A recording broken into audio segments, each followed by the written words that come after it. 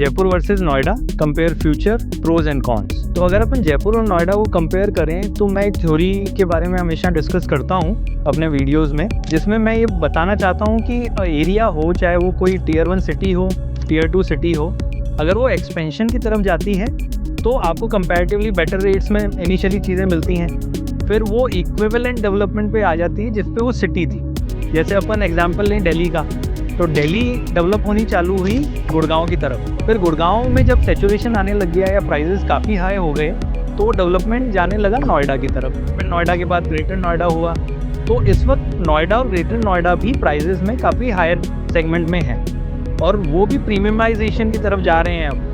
तो अगर आप नोएडा को अब जयपुर से कंपेयर करोगे तो जयपुर आपको कंपैरेटिवली थोड़ा अफोर्डेबल सेगमेंट में लगेगा। नोएडा इस वक्त आप वहाँ पे अगर कोई 2 BHK भी खरीदना चाहोगे तो 2.25 करोड़ 2 करोड़ बहुत नॉर्मल प्राइस हो गया है वहाँ।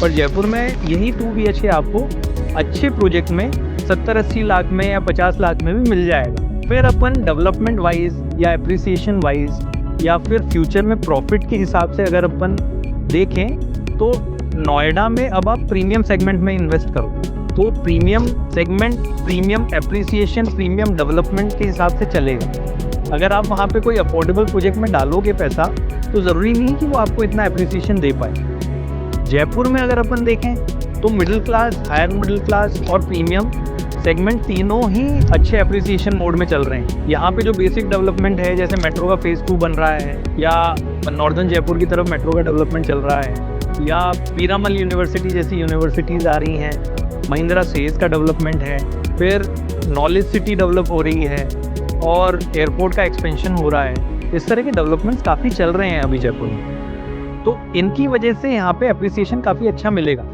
नोएडा में ये मेजर चीज़ें काफ़ी हो चुकी हैं, कमर्शियल डेवलपमेंट भी हो चुके हैं, मॉल्स चल भी रहे हैं, बन भी रहे हैं। जयपुर में ये चीज़ें अब होंगी।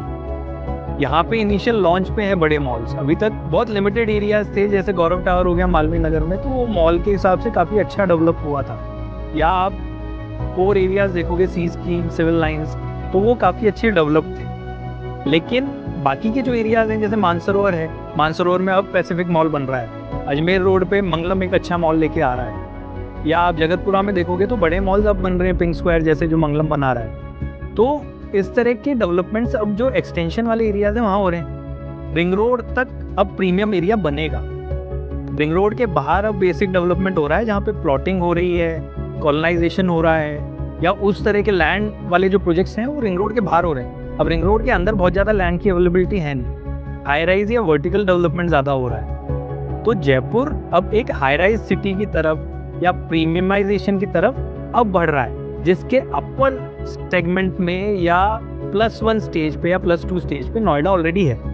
उसमें वो चीज़ें यहाँ से 4-5 साल पहले ही हो चुकी हैं। तो मेरा फाइनल वर्डिक्ट ये रहेगा कि अगर आप एप्रिसिएशन देखना चाहते हो किसी भी इन्वेस्टमेंट में, अगर अपन शेयर मार्केट से कंपेयर कर लें कि अगर ब्लू चिप शेयर्स हैं वो कंपैरेटिवली इतना रिटर्न नहीं देते, अगर आप मिड कैप शेयर में इन्वेस्ट करोगे तो कंपैरेटिवली वो ब्लू चिप से ज़्यादा रिटर्न देंगे, और अगर पिटी कैश शेयर्स में इन्वेस्ट करोगे तो मल्टीफोल्ड रिटर्न भी दे देते हैं। तो अगर नोएडा से जयपुर को कंपेयर करूं तो कंपैरेटिवली लेसर डेवलपमेंट है, डेवलपमेंट जयपुर में हो रहा है, तो यहाँ appreciation on your investment will be better than as compared to Noida.